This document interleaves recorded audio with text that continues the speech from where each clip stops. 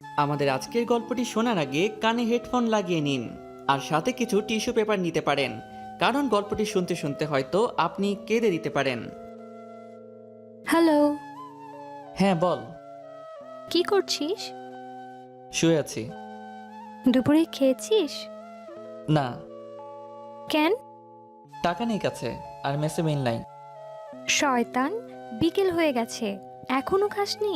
তাড়াতাড়ি বাইরে আয়। ছেলেটির নাম শুভ আর মেয়েটির নাম নীলা। শুভ জানে না গেলে সুনামি বয়ে যাবে, তাই আসতেছি বলেই রেডি হয়ে বাইরে চলে এলো। একটু পরই দেখলো নীলা প্রাইভেট করে চলে এলো। তারপর শুভকে তুলে রেস্টুরেন্টে নিয়ে গেল। শুভ এক মনে খাচ্ছে আর নীলা মনোযোগ দিয়ে শুভর খাওয়া দেখছে। এভাবে আর কতদিন? কি কতদিন? কি কতদিন বুঝিস না? আমার টাকায় আর কতদিন এভাবে চালাবি বল? আমার একমাত্র বইয়ের বাপের টাকায় খাবো, তো এতে কিপটামির কি আছে? এই কথা বলেই শুভ আবার খাওয়ায় মন দিল আর নীলা রাগটাকে কন্ট্রোল করার চেষ্টা করছে। খাওয়া শেষ হলে বিলটা দিয়ে শুভকে নিয়ে লেকের পাড়ে চলে গেল। চুপচাপ বসে আছে দুজনেই। শুভ, এভাবে আর কতদিন চলবে বল? অন্তত কিছু একটা তো কর। যেদিন আমি থাকবো না, কিভাবে চলবি তুই? দেখ নীলা, বেশি কথা বলবি না তো। তোর মতো একটা লক্ষ্মী বউ থাকতে কি অন্য কিছু করা লাগে? আর তোর বাবার অনেক টাকা, এগুলো খেয়েই তো দুজনে শেষ করতে পারবো না। বয়ে গেছে তোর মতো ছেলের বউ হতে। হবি তো হবি, তুই আমার বউ হবি বলে দিলাম। দেখ শুভ, এসব কথা না বলে একটা চাকরির ব্যবস্থা কর। না হলে অন্তত কয়েকটা টিউশনি তো করা যেতেই পারে। এভাবে আমার ভয় করে। আমি না থাকলে তোর কি হবে বল? দেখ, এসব চাকরি বাকরি আর টিউশনি কোনোটাই আমার দ্বারা হবে না, এমনই ভালো আছি। পরে বুঝবি এর মজা। কথাটি বলেই রেগে নীলা উঠে চলে আসছে আর শুভ উঠে পিছু নিল ওর। এই চলে যাবি যা, আমার যাওয়ার ভাড়াটা তো দে। দিতে পারবো না, পারলে হেঁটে যা। ওকে, গেলাম। কথাটি বলেই শুভ হাঁটা শুরু করে আর নীলা গাড়িতে উঠে যায়। কিছুক্ষণ পর নীলার গাড়ি শুভর কাছে এনে কাজটা নামিয়ে 1,000 টাকার একটা নোট শুভকে দিয়ে বলল, লিখে রাখিস, পরে শোধ করে দিস। গাড়িটা চলে গেল আর শুভ দাঁড়িয়ে মুচকি মুচকি হাসছে। এই 4টা বছরে শুভ এই দিয়ে 1,25,417 টাকা নিয়েছে। নোটটা না ভাঙিয়ে হাঁটতে হাঁটতে শুভ ম্যাচে চলে আসে। এবার এদের পরিচয়টা দেই। নীলান্দ্রি বড়লোক বাবার একমাত্র মেয়ে, তবে বড়লোক হলেও ওর মতো মেয়ে হয় না। রাগী হলেও মনটা খুব নরম। আর শুভ গ্রামের ছেলে। পরিবার বলতে শুভ নিজেই, মা বাবা সবাই ওই দূর আকাশে থাকে। অনেক কষ্ট করে ভার্সিটি পর্যন্ত এসেছে। পরিচয় বলতে এতটুকুই। ভার্সিটিতে শুভ একদম বেখেয়ালিভাবে চলতো, উদাসীন। আর এই উদাসীন ছেলেটাকে দেখে নীলার ভীষণ রাগ হতো, যে ছেলেটা এমন কেন। তাই শুভর সাথে বন্ধুত্ব করে নীলা। এরপর থেকেই শুভর প্যারা শুরু। শুভ এতটাই উদাসীন যে না খেয়ে থাকবে, তবুও কিছু করবে না। তবে নীলা খুব ভালো, তাই তো শুভর যখন যা লাগে দেয়। আর একসাথে থাকা চলা এটা তো কমন। এই 4টা বছর ধরে শুভর জ্বালাতে নীলা পাগল প্রায়। তবুও কেন জানি শুভকে কিছু বলতে পারে না। ছেলেটা এতিম তো, তাই আর শুভর হাসি দেখলেই নীলা সব রাগ চলে যায়। অপরদিকে শুভ নিজেকে নিজে যতটা না কেয়ার করে, তার চেয়ে বেশি নীলা কেয়ার করে। তাই তো নীলাকে খুব ভালোবেসে ফেলেছে শুভ। অনেক আগেই শুভ বারবারই নীলাকে বলে যে ভালোবাসি, তবে নীলা মজা ভেবে উড়িয়ে দেয়। এভাবেই এক এক করে চলে যাচ্ছে দিন। শুভও চাই চাকরি করতে, তারপর নীলাকে নিজের বউ করে নিতে। তবে আজকালকার দিনে চাকরি মানে যে কি, এটা যারা পড়াশোনা শেষ করেছে শুধু তারাই জানে। অনেক জায়গায় চাকরির ইন্টারভিউ দিয়েছে, তবে আজকাল মামা খালু আর টাকা ছাড়া কিছুই হয় না, তাই তো চাকরিটা আর করা হয় না। চাকরি না হলেও শুভ চুপি চুপি সেই প্রথম থেকেই রাতে 2টো টিউশনি করায়, যা নীলা জানে না। শুভর ইচ্ছে টিউশনি জমানো টাকা দিয়ে বিয়ের পর নীলাকে অনেক বড় একটা গিফট দেবে। শুভ অনেক স্বপ্ন দেখে নীলাকে নিয়ে। বিকালে ম্যাচে বসেছিল, তখনই আবার নীলা ফোন দিল। হ্যাঁ বউ বলো। দেখ শুভ, সব সময় আমার মজা ভালো লাগে না। মজা না, আমি সত্যি তোকে বউ করে নেব রে। আমার বিয়ে ঠিক হয়ে গেছে। আজ আংটি পরাতে আসবে, রাতে বাসায় আসিস। আর হ্যাঁ, আসার সময় কিছুদিন আগে যে শার্টটা কিনে দিয়েছিলাম ওটা পরে আসিস। নীলার মুখে আংটি পরানোর কথা শুনেই বুকটা কেমন যেন হয়ে ওঠে শুভর। শুভ ভাবে, এটা কি করে হয়? আমি যে নীলাকে ভালোবাসি, সেই নীলাকে শুধু আমার বউ হলেই মানাই। না না, এটা হতে পারে না। রাতে শুভ নীলাদের বাসায় আসে। এসেই দেখে অনেক মেহমান বসে আছে। এর আগেও শুভ এসেছে এই বাড়িতে। শুভকে দেখেই নীলা একটা মুচকি হাসি দেয়, তবে শুভর ভিতরে তোলপাড় শুরু হয়ে গেছে। শুভ অপলকভাবে তাকিয়ে আছে নীলার দিকে। আজ অনেক সুন্দর লাগছে নীলাকে। ছেলেটা নীলার হাত ধরে আংটি পরাতে যাবে, তখনই শুভ ছেলেটার কাছে গিয়ে কলারটা ধরে বলল, এই, তোর সাহস কি করে হয় আমার পরিটাকে আংটি পরাস? হ্যাঁ, আমি নীলাকে ভালোবাসি। নীলা শুধুই আমার। কয়েকজন এসে তাড়াতাড়ি শুভকে ছাড়িয়ে নিল। খুব জোরেই থাপ্পড়টা শুভর গালে বসিয়ে দেয় নীলা। অবাক হয়ে গালে হাত দিয়ে নীলার দিকে তাকায় শুভ।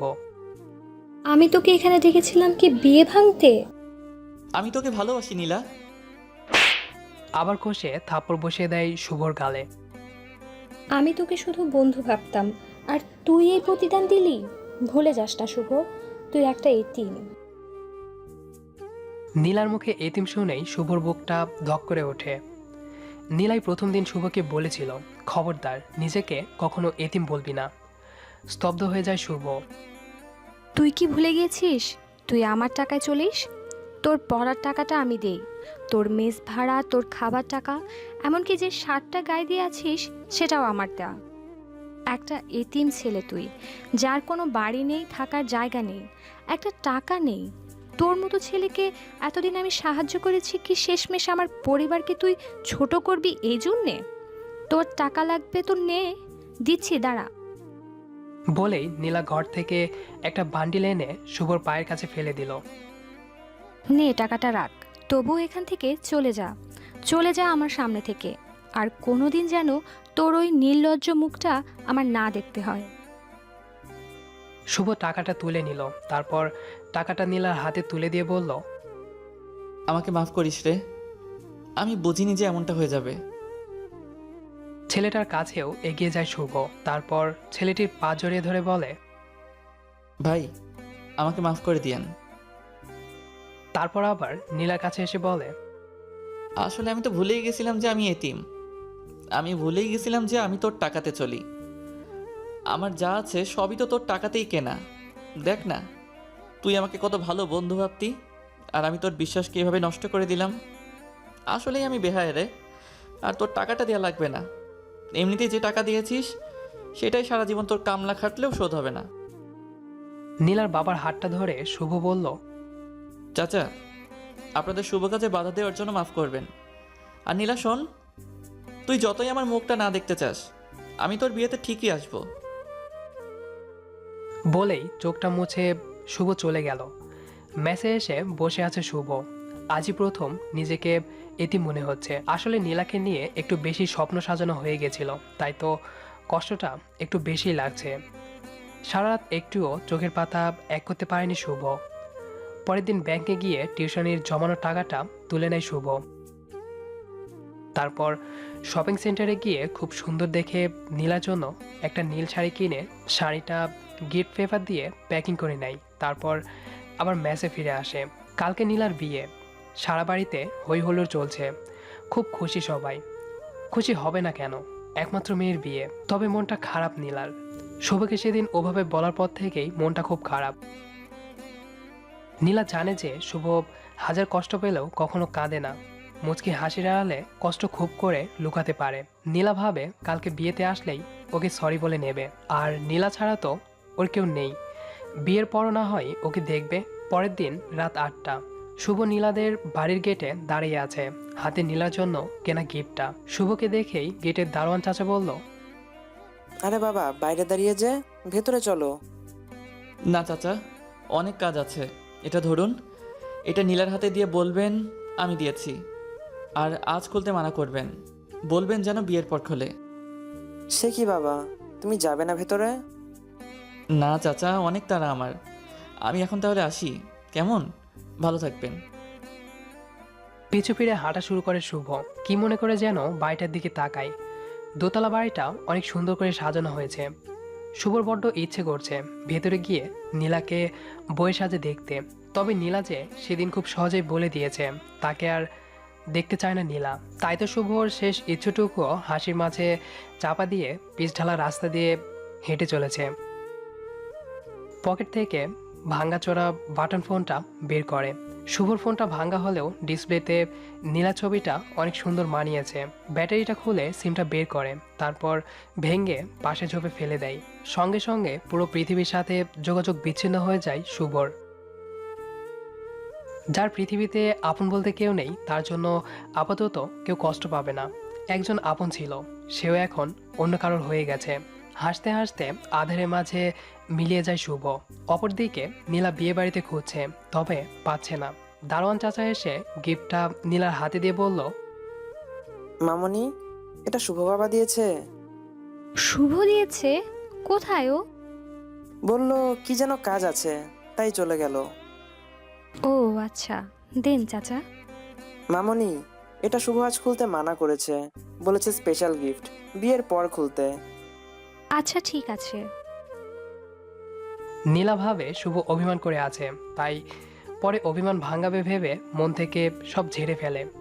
বিয়েটা খুব ধুমধাম করেই হয়ে যায়। পরের কয়েকটা দিন এখানে ওখানে যেতে যেতেই কেটে যায় নীলার। নীলা ভুলেই যায় শুভর কথা।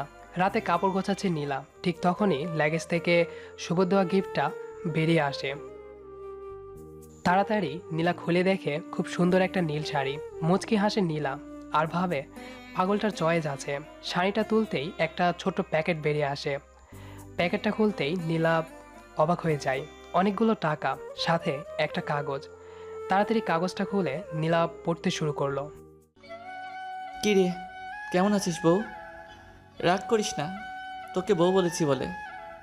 কি করব বল, অনেক যে ভালোবাসি তোকে। জানিস তো, আমি ইচ্ছা করেই তোর থেকে টাকা নিতাম।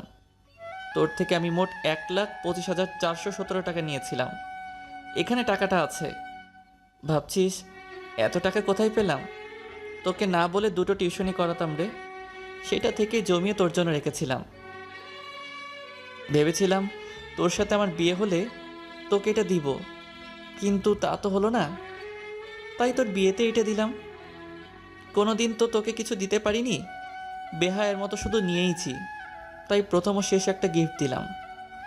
শাড়িটা হয়তো ভালো হয়নি, তাই না রে? কি করব বল, তুই তো জানিসই আমার চয়েস খারাপ। তবুও শাড়িটা পরিস কেমন? আর তুই বলেছিলি না কোনো দিন আমার মুখ দেখতে চাস না। একদম টেনশন নিস না, আর কোনো দিন তোর সামনে যাব না। জানিস তো, তোর সাথে চলতে চলতে ভুলেই গেছিলাম যে আমি একটা এতিম। তুই ছাড়া আমার কেউ নেই। তবে সেদিন আমাকে এতিম বলে মনে করিয়ে দিলি। অনেক অনেক ধন্যবাদ তোকে। শেষ পর্যন্ত নিজের ভুলে এই এতিমটার আর কেউ রইল না রে। তাই পুরো পৃথিবীর থেকে সংযোগটা বিচ্ছিন্ন করে নিলাম। পারলে মাফ করে দিস কেমন? আর কোনো দিন তোর এই বেহায়াটার মুখ দেখতে হবে না। দোয়া রইল তোদের সাংসারিক জীবন সুখের হোক। ভালো থাকিস বউ। যদি কখন আবার হয় দেখা, যদি পথ দুটো না হয় একা, তবে রোজ রাতে আমি তারা হয়ে জ্বলবো তোর ইশারায়। চিঠিটা পড়ে চোখের জল যেন বাধা মানছে না নীলার। তাড়াতাড়ি ফোনটা নিয়ে ফোন দেয়। ওপাশ থেকে সুন্দরভাবে ভেসে আসছে, এই মুহূর্তে আপনার কাঙ্ক্ষিত নম্বরে সংযোগ দেওয়া সম্ভব হচ্ছে না। হু হু করে কেঁদে ওঠে নীলা। রাতে গাড়ি নিয়ে বেরিয়ে পড়ে শুভকে খুঁজতে। তবে সারা শহর খুঁজেও আর পায় না। পাবে কি করে? সে যে আজ চলে গেছে না ফেরার দেশে। গল্পটা লিখতে আমি নিজে অনেক কেঁদেছি। আম্মু বলেছিল কাঁদছিস কেন? তারপর আম্মুকে পড়ালাম, আম্মুও কেঁদেছিল। যাই হোক, কেমন লাগলো কমেন্ট করে জানান। আর নিয়মিত এমন গল্প শুনতে সাবস্ক্রাইব করতে ভুলবেন না।